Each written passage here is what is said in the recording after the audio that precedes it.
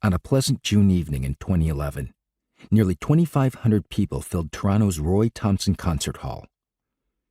I stood on stage with three of North America's most influential intellectuals: Dr. Henry Kissinger, the former U.S. Secretary of State; Professor Neil Ferguson, a leading historian and political thinker; and Fareed Zakaria, the articulate and thought-provoking CNN anchor. We had gathered to debate the topic, "The 21st Century Will Belong to China."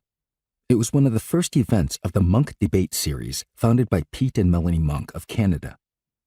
The tickets had sold out within a week. When I first left China to study in the United States in 1985, debating such a topic and having people pay to attend would have been unthinkable. I was assigned to the pro side along with Professor Ferguson. From the start, Dr. Kissinger had stated that the only way he would consent to be involved in the debate was if he could argue for the con side. He said that he was so concerned about Western paranoia concerning China following the financial crisis that his mission was to calm the Western world's anxieties about China's emergence.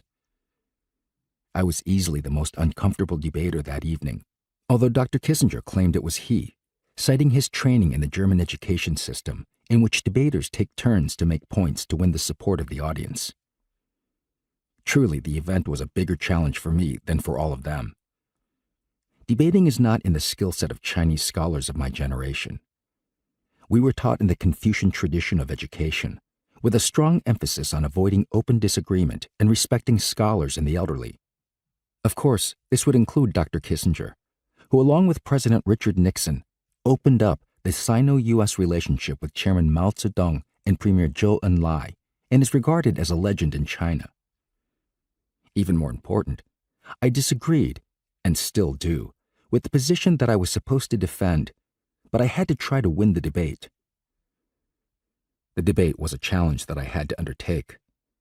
I believe that academics like myself, who are so fortunate as to study and travel around the world, must work to enhance mutual understanding between China and other countries. In the wake of the financial crisis, the Chinese economy had been leading a sharp global recovery. The prices of commodities, including gold, were shooting up. It was common for many Canadians and Westerners to wonder whether China's time was indeed coming and what implications this would have for their lives. The debate was conducted in strict Oxford style, with participants presenting opening statements and the moderator requesting both sides to recommend issues to be considered. The distinguished audience included former Canadian Prime Minister Brian Mulroney, former U.S. Secretary of Defense William Cohen, and many leading writers and thinkers from the United States and China. Topics covered included China's economic policies, whether China would become like Japan, fading away as a major economic competitor of the U.S., and whether China would be able to innovate rather than only copy Western technologies.